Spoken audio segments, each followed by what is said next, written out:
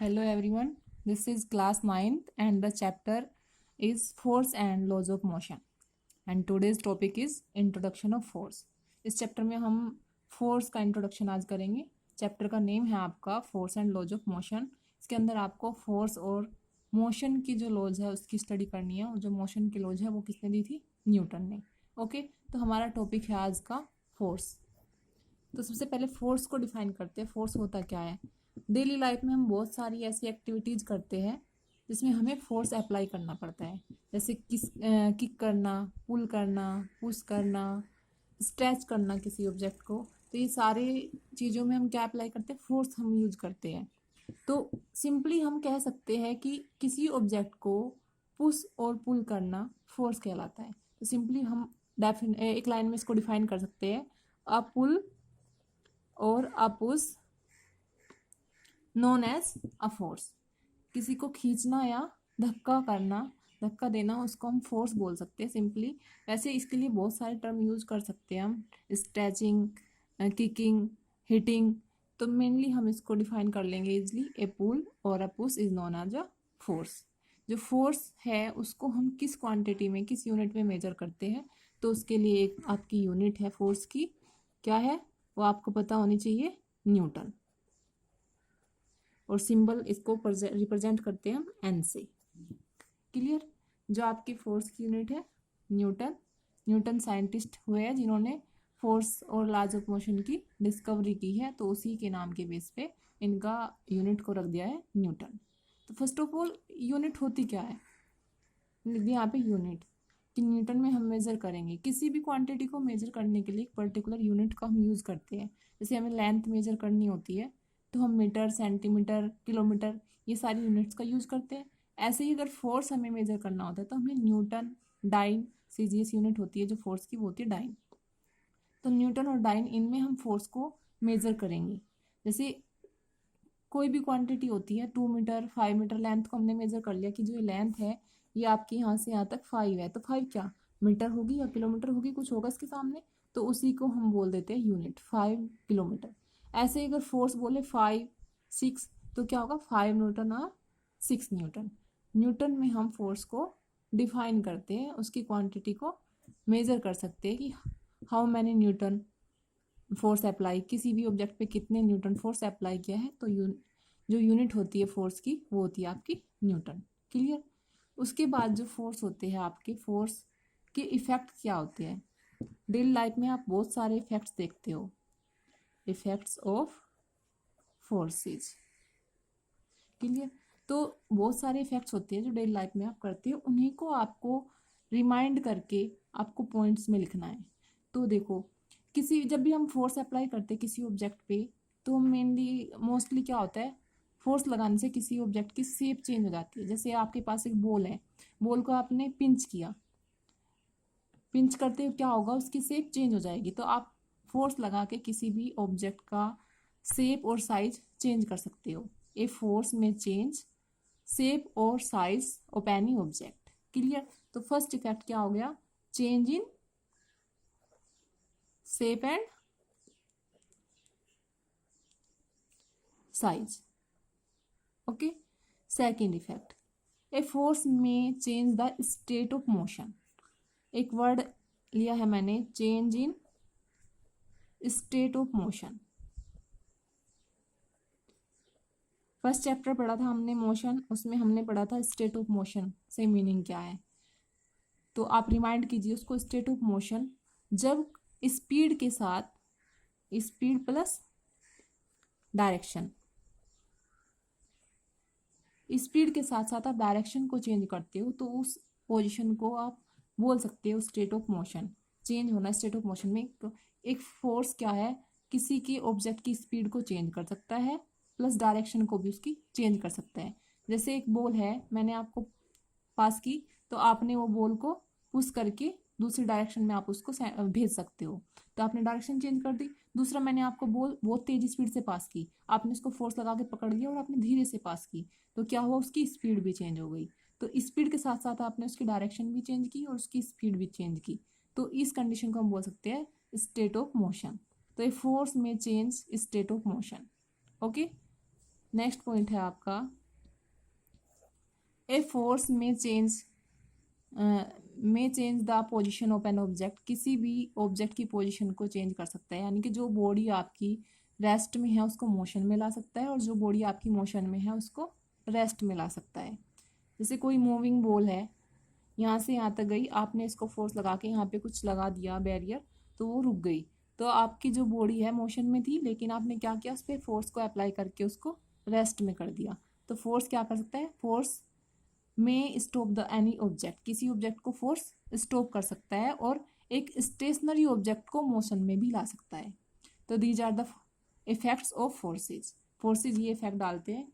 तो मेनली हम डिफाइन करेंगे तो इसमें बोल देंगे फोर्स इज ए पुल और a push which may change और try to change in shape and size and state of motion, speed of motion of an object. तो ये आप सारी मिला के एक सिंपली एक स्टैंडर्ड आप इसकी फोर्स की डेफिनेशन दे सकते हो। फोर्स की यूनिट आपकी न्यूटन। क्लियर। अब आपके डेली लाइफ में जो फोर्सेज होते हैं वो बहुत सारे होते हैं। There are many types of forces. तो आपने 8th में भी पढ़ा था ग्रेविटेशनल फोर्स, स्टैटिक फोर्स, आपका फ्रिक्शनल फोर्स।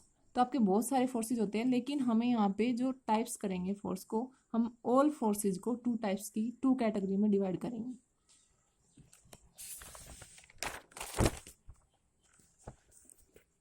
तो नेक्स्ट है आपका टाइप्स ऑफ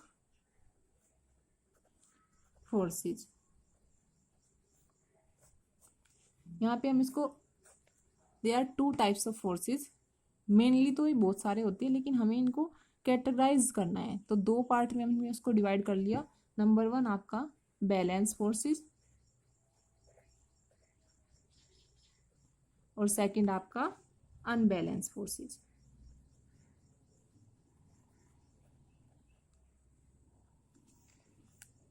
बैलेंस फोर्सेज और अनबैलेंस फोर्सेज, जो भी फोर्सेज है आपको, हमने उसको जितने भी फोर्सेज लगते हैं सबको हमने 2 कैटेगरी में डिवाइड कर लिया, बैलेंस फोर्सेज और सेकंड आपका अनबैलेंस फोर्सेज।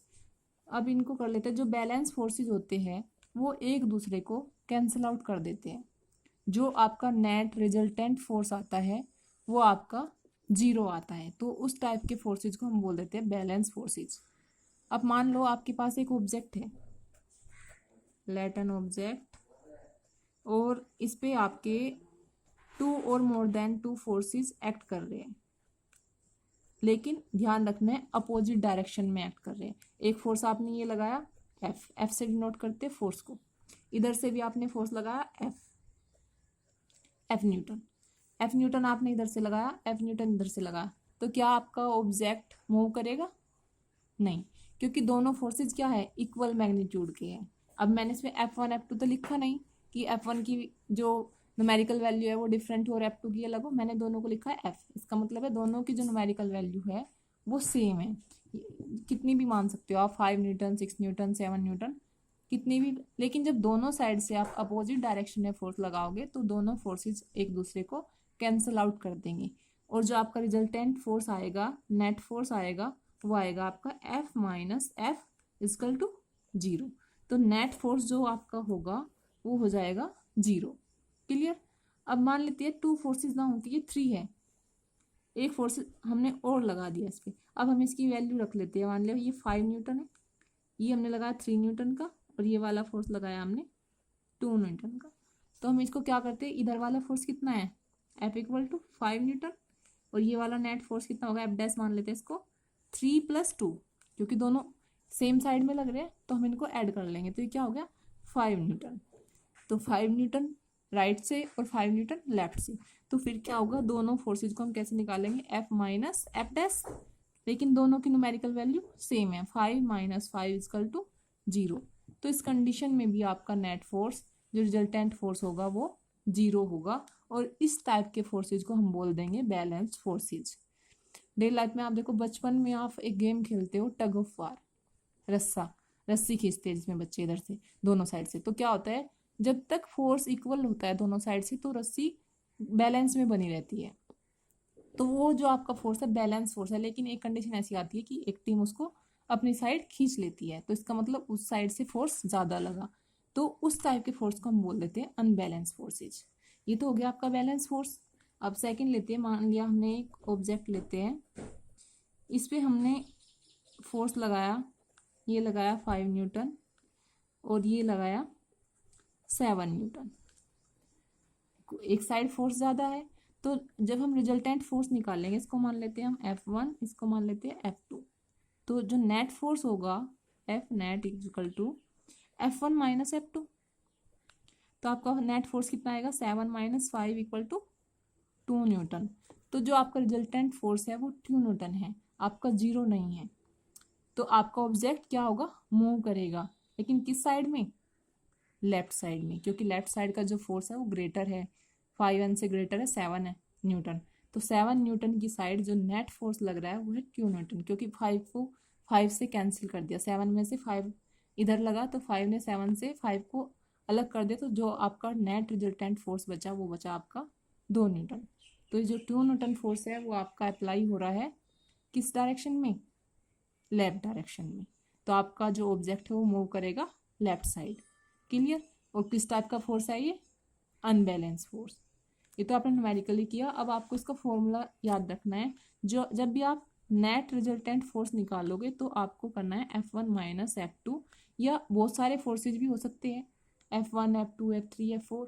तो आपको पहले क्या करना है, जो भी एक साइड में फोर्सेज लगेंगी उनको ऐड कर लेना है वन साइड, उसको F1 मान सकते हो, और दूसरी साइड के सारे फोर्सेज को एक साइड ऐड कर लेंगे।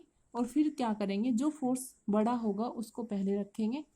देखो F1 माइनस F2 कब रखेंगे, जब F1 is greater than F2, तब आपका ये फॉर्मूला काम करेगा। लेकिन अगर F2 ग्रेटर देन है तब क्या करेंगे, तब आपका नेट फोर्स आएगा F2 माइनस F1। किस कंडीशन में, जब आपका F2 is greater than F1। जो भी बड़ा फोर्स होगा उसमें से छोटे वाले फोर्स को हटा देंगे, तब आपका नेट रिजल्टेंट फोर्स निकल जाएगा। क्लियर। और किस में निकलेगा, क्वांटिटी क्या होगी, न्यूटन में। जो भी क्वांटिटी होगी उसके साथ में हम क्या यूनिट लगाएंगे, न्यूटन। तो एक न्यूटन में बोल रही हूँ बार बार, आप न्यूटन से क्या फील आ रहा है आपको, न्यूटन होता कितना है, जैसे आपको पता है ग्राम किलोग्राम आप फील कर सकते हो कि 1 kg में इतना वेट होता है लगभग। तो 1 न्यूटन से आपको क्या फीलिंग आ रही है, सोचिए, कुछ आ रहा है माइंड में कि कितना होता होगा। चलिए, जो 1 न्यूटन होता है आपका वो लगभग आपका 100 ग्राम के इक्वल होता है। 1 न्यूटन फोर्स आपका 100 ग्राम के इक्वल होता है। यानी कि आपको अगर कोई प्यार से चाटा मार दे तो उतना ही जितना आपको फील होगा वो आपको 1 न्यूटन का पड़ेगा। जो आपको 1 चाटा पड़ा प्यार से वो आपको पड़ेगा 1 न्यूटन का। तो क्लियर, 1 न्यूटन क्लियर है ना, कितना फोर्स होता है 1 न्यूटन में। तो थोड़ा सा आइडिया रखना माइंड में कि 1 न्यूटन ये 50 न्यूटन है तो कितना होगा। जैसे हमें वेट का तो सब मालूम है, तो आपको ऐसे ही न्यूटन को भी एक्सपीरियंस करना है कि इतना न्यूटन है तो कितना होगा। क्लियर। ओके, आज का टॉपिक हमारे कंप्लीट हो गया। और आप इसको नोट्स बनाइए और इसको अच्छे से समझ लीजिए। कॉन्सेप्ट में अगर कोई भी प्रॉब्लम है तो आप मुझसे पूछ सकते हो। ओके।